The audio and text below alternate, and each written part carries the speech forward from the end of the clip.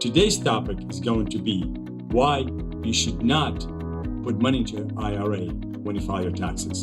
So you're probably going to hear that and think, wow, Rem is telling me not to put money into my IRA. What does he know?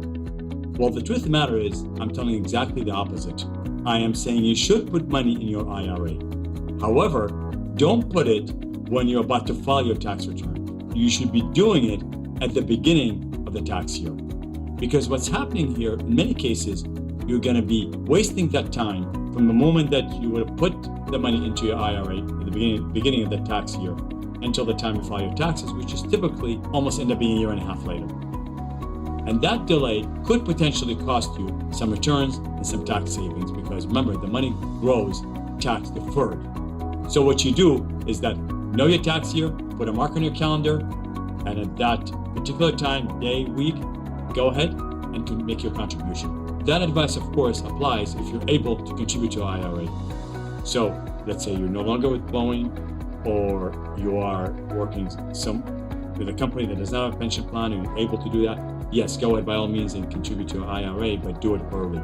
Everybody's going to say something different to you. We have an opinion on that.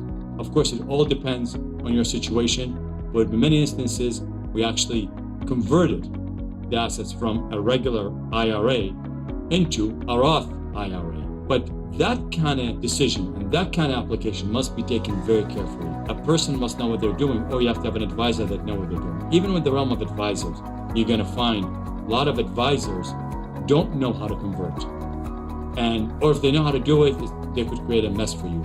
What we've done over the years, actually, we use certain number of professionals that work with us that make sure that that distribution and conversion is done within accordance with IRS rules to make sure that you don't get into trouble. But at the end of the day, there could be significant benefits to doing that. Lastly, one important thing that is overlooked, and it's not that complicated, but many times people don't think about it, that is to look at your IRA within the context of the entire plan.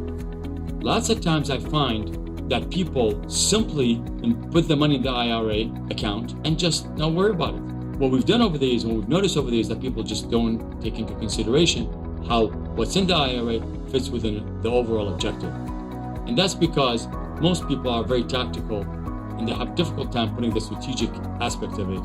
And also, they're busy with the day-to-day and they don't want to be bothering with sort of taking a deep dive into everything that they got. And if they do, sometimes they don't have all the tools.